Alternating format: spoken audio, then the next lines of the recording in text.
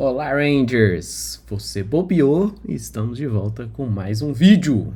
Hoje vamos falar de cocos gram-positivos. Não é daquele coquinho que você queria falar, é de cocos gram-positivos. Bora!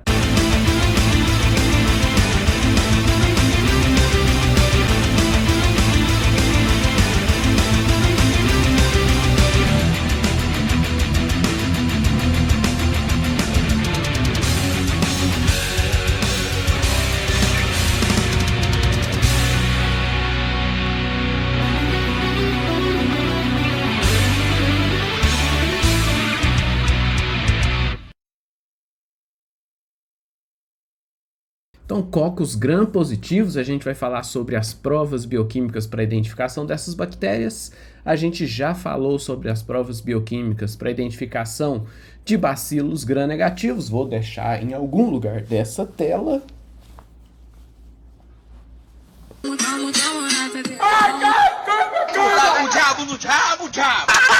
E aí, cocos gram-positivos e bacilos gram-negativos são os dois grandes grupos de maior importância na microbiologia clínica, na microbiologia da saúde humana, né? Tem outros? Tem, lógico que tem. Tem cocos gram-negativos? Tem, Neisseria, gonorreia.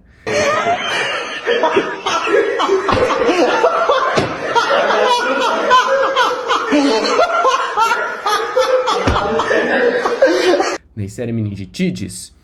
E temos bacilos gram-positivos de importância clínica? Tem também, tem muitos. Tem os Clostridiums, por exemplo, são bactérias importantíssimas que causam doença no ser humano. Mas a maioria das bactérias que causam doença no ser humano são cocos gram-positivos ou bacilos gram-negativos.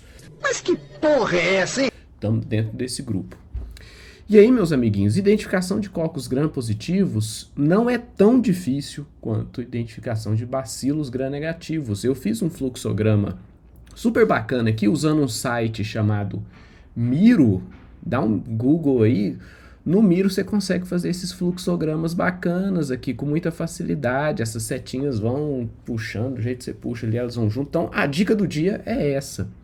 O site Miro. Como ele é de grátis, a marca d'água dele aparece nas suas imagens sempre que você usar. Mas é bem barato usar isso, né? Já que é de grátis. E eu preparei esse fluxograma usando o material da Anvisa de Fala direito, rapá! Identificação de bactérias de importância clínica, certo? Então fui lendo lá e fui montando esse resumo para facilitar a sua vida. Em agradecimento a isso, dá um like aqui, ó. Clica aí no likezinho. Pô! Custa nada, véio. Custa R$0 a pessoa fazer isso. Vocês são um menino muito inteligente. Então, meus amigos, dentre os cocos gram-positivos, essa sigla CGP significa comprei garrafas PET, não. Significa cocos gram-positivos. Para a identificação dessas bactérias, a primeira prova que a gente pode fazer é a prova da catalase. Uma prova muito simples de ser realizada que separa os dois principais gêneros de cocos gram-positivos. Os estafilococos são positivos para essa prova. E os estreptos enterococos são negativos para essa prova. Como que essa prova é realizada? Você está aí a me perguntar. Como eu te falei, ela é muito simples. Basta que a gente adicione uma gotinha de água oxigenada a um esfregaço bacteriano. Você pega uma gotinha de água oxigenada, chucha um pouquinho de bactéria aqui. Oi! Se a bactéria possuir essa enzima, a catalase, ela consegue degradar a água oxigenada, o peróxido de hidrogênio. Se ela não tiver essa enzima, ela não consegue. Certo? A prova é muito simples. Isso aqui é na hora, pli, plu, plá, plu, plá, plém. Acontece na hora e é perene também, logo isso aqui cessa. Uma coisa interessante que eu gosto de frisar é a importância dessa enzima no processo infeccioso. Para que a bactéria usa essa enzima ao vivo e a cores? Se você se lembrar da, como é que chama? Da imunologia, Um dos processos que é realizado depois da fagocitose, então aqui você está vendo um polimorfo nucleado, por exemplo, um neutrófilo, que fagocitou um S. aureus, poderia ser um macrófago também. Então isso aqui tudo está representando o fagolisossoma, então você tem o fagossoma e as vesículas lisossomais aqui se fundindo ao fagossoma. Dentro do fagossoma, uma das substâncias lançadas sobre a partícula fagocitada é exatamente o peróxido de hidrogênio, o H2O2.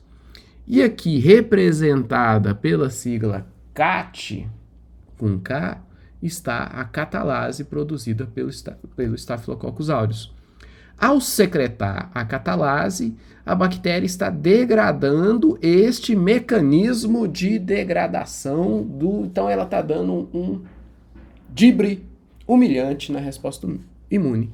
Né? O neutrófilo lança o peróxido visando matar a bactéria lança a catalase degradando o peróxido e então inutilizando esse mecanismo da resposta imunológica.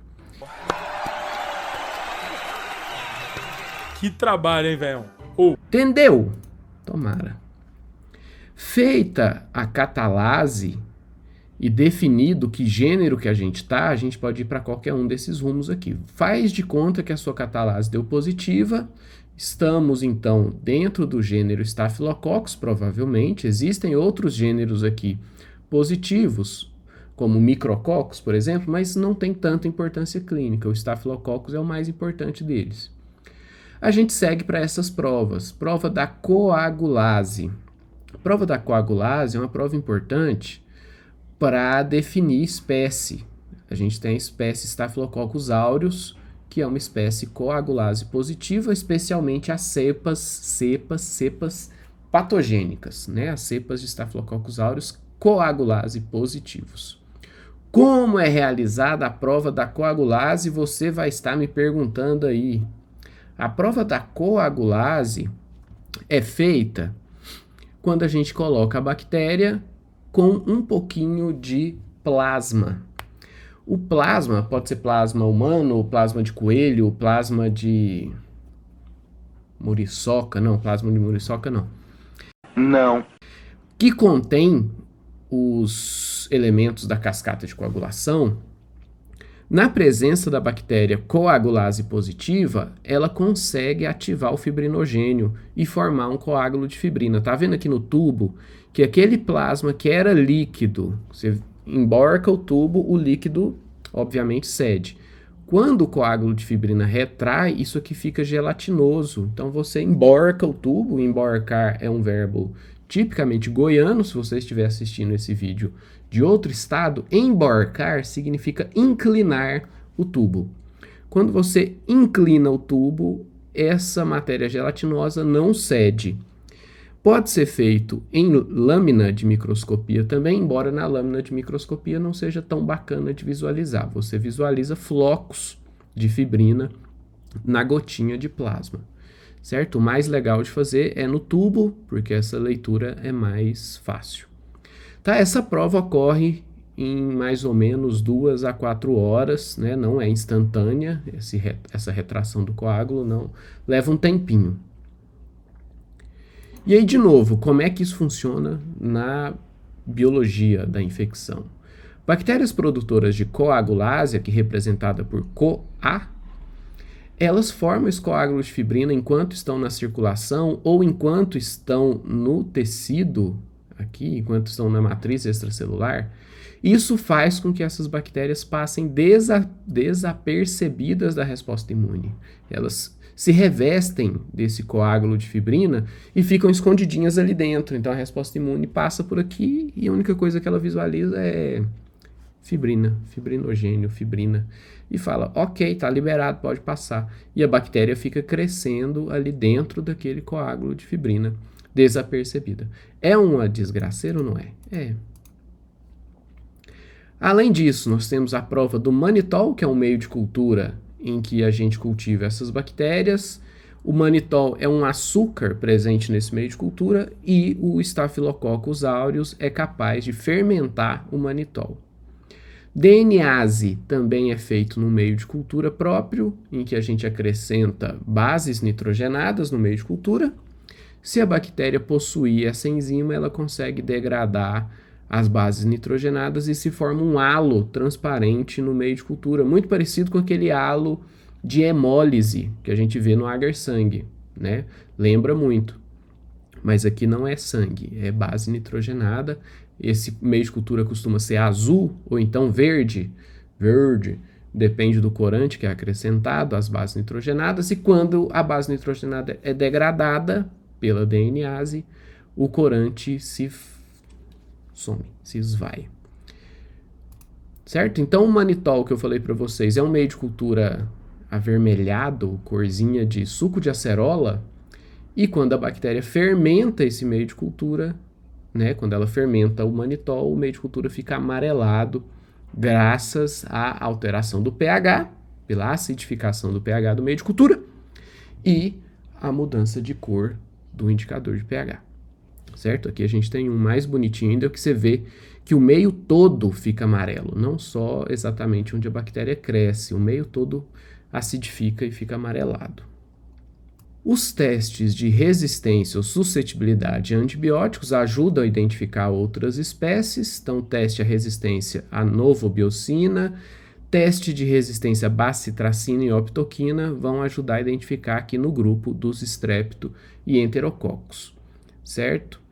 São provas fáceis de ser realizadas, basta adicionar um disquinho de antibiótico ao meio de cultura e perceber a formação do halo de inibição ao redor desse disquinho, certo? A gente pode acrescentar vários disquinhos no meio de cultura, fazer em placas maiores, colocar, enfim, dá para fazer isso de N maneiras diferentes. E aí, pelo fluxograma, você vê aqui, ó, resistente é um, sensível é outro, resistente é um, sensível é outro. Basta seguir o fluxograma para identificação. Certo? Aqui não ficou muito claro no meu fluxograma o seguinte: o Staphylococcus aureus ele é positivo para essas três provas. Ele é positivo para coagulase, manitol e DNase. Isso aqui que leva para cá. Certo? A negativação em algum desses meios aqui, em alguma dessas provas, pode levar à identificação de outras espécies de Staphylococcus. Além dessas provas aqui, a hemólise no agar-sangue ajuda muito a identificar, né? A gente tem alguns streptococcus que são beta-hemolíticos, streptococcus que são alfa-hemolíticos, e já ajuda também no processo de identificação. E por fim, daqueles estafilococcus coagulase negativos, a gente pode fazer a prova da urease, que vai ajudar a identificar entre Staphylo epidermidis e Staphylo hemolíticos. Certo? Esse fluxograma aqui consegue resolver praticamente tudo que a gente tem de cocos gram-positivos de importância clínica. Se você quiser saber mais, esse manual da Anvisa aqui, ó, Detecção e Identificação de Bactérias de Importância Médica de 2013, tá o link disponível aqui, vou colocar o link aqui embaixo na descrição do vídeo para facilitar a sua vida. É um material muito bacana para identificação, para estudar esse material. Se a base é sólida, quem vai definir o topo é você, meu amigo. E não se esqueça, curiosidade do dia, o segundo lugar é o primeiro dos perdedores. Se você gostou, se você odiou, se você achou pavoroso esse vídeo, deixa um like aqui, comenta nos comentários, manda pro seu amigo e fala: mãe, olha que merda que esse homem tá fazendo. Será que ele não tem vergonha? Manda pros seus amiguinhos com esse mesmo comentário e fiquem com Deus. Paz e Pix.